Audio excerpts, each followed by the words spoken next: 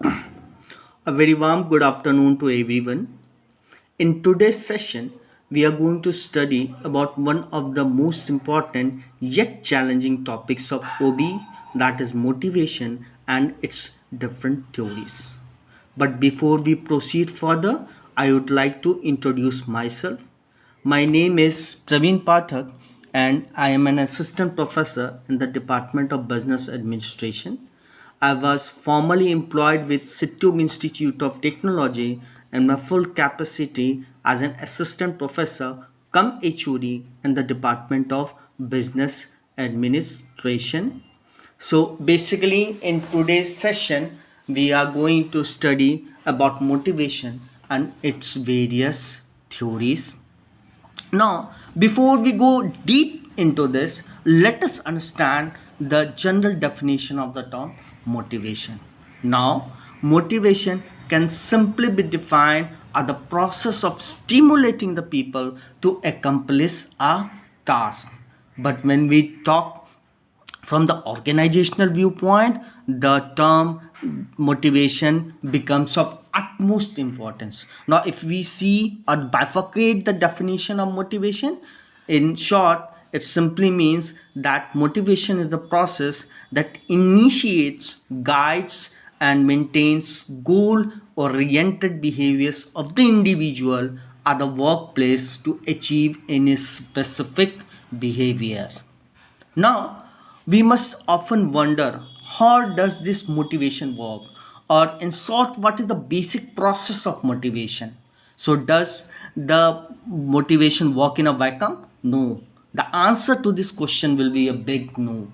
Now, the process of motivation consists of three phases. Now, the first phase is generation of the need, which can be alternatively called as deprivation of something. Now, by the term deprivation simply means that we have lack of something, then that we need to achieve something. Now, this feeling of achievement of something leads to the generation of drive, which creates a sense of urgency to achieve that particular goal. Now, once the second stage of this process is achieved, the individual starts thinking to convert that feeling into an action. Now, he starts calculating the different alternatives, he starts mind mapping, starts searching for various options through which he can achieve his goal.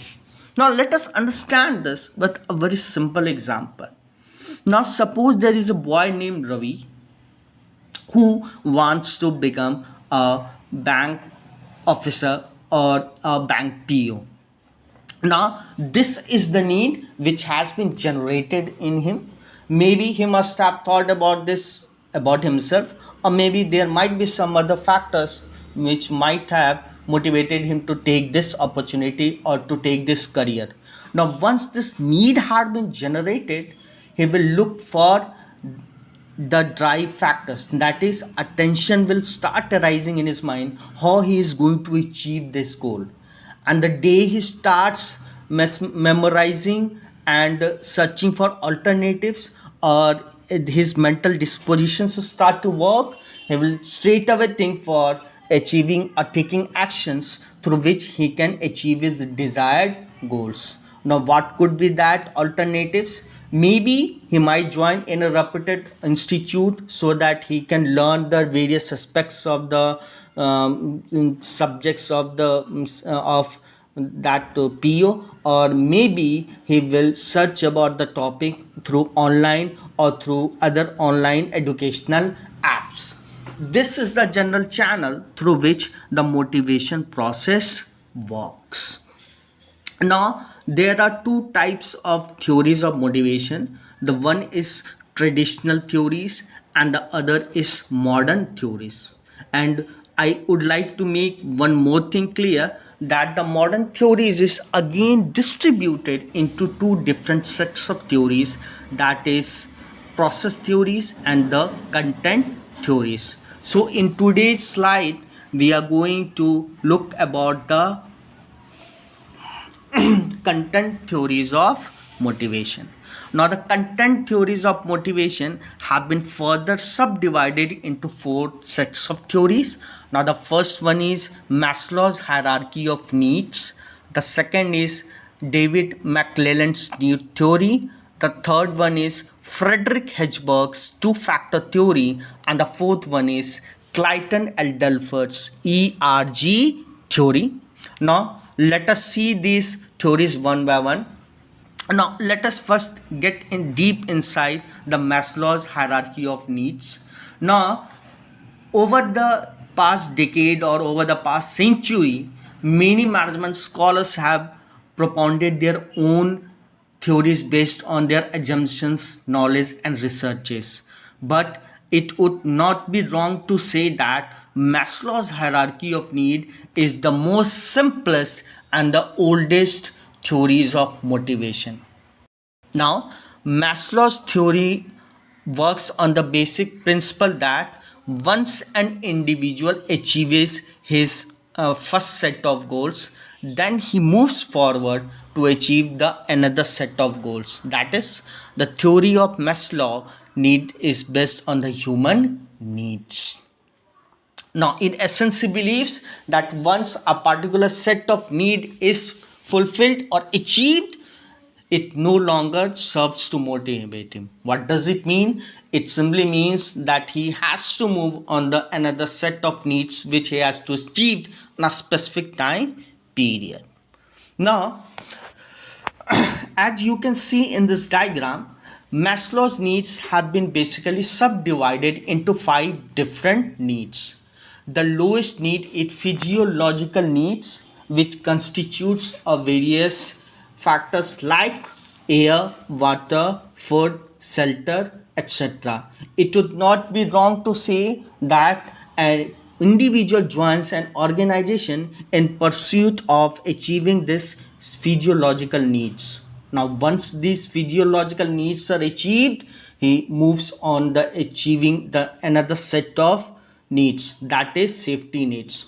And safety needs could also be known as security needs, which means that the individual wants to achieve this personal security, he wants to achieve stability in his employment, and he wants to make the efficient utilization of resources, he wants to take not only about the care of his health but also about the health of his family members. And once these safety needs are achieved, they move on to third set, which is known as social needs, which in short could also be termed as love and belonging needs of an individual. Now, these include various subjects like friendship, intimacy, family, loyalty, social recognition, etc. Now, one thing is very interesting to note here that as the age of an individual moves on and as he gains experience in a particular organization, his needs start varying. है ना? And according to the age in which he actually is, his needs differ and his desire to achieve these needs grows stronger. Once the social needs are achieved, he then moves for the fulfillment of self-esteem needs. And now self-esteem needs includes many factors like respect, status, recognition. Now let's take an example. Suppose one day my boss called to my office and he straight away started scolding me even without listening to my issues, or he didn't get reply to my problems. Now this will definitely hurt me. So these are certain needs which an individual wants to get from his superior. He wants that his superior should respect him, should listen to his problems, should try to solve those problems, and he should be recognized in the organization. And by recognition we mean that his work should be appreciated and recognized in the organization. Now once this self-esteem is achieved, the last set is the achievement of self-actualization. Now this is the stage which does not contain the monetary factor. It doesn't consider the monetary incentives. It is simply the desire to become the most that one can be. It basically means that an individual wants to not only achieve the intellectual abilities, but he also wants to generate the spiritual abilities in himself. Now, this was a brief about Maslow's hierarchy of needs. So, initially, I told that this is the simplest and the oldest theories of motivation, and it simply works on the principle of achieving the human needs, which follows a particular set of steps. Now, the second most popular set theories of motivation is David McClelland's theory of motivation. Now, McClelland's human motivation theory consists of three driving forces or motivators. That is, the first one is the need for achievement, the second one is power, and the third one is appreciation. Now, David McClelland had talked about these three driving forces in 1961 in his book The Achieving Society.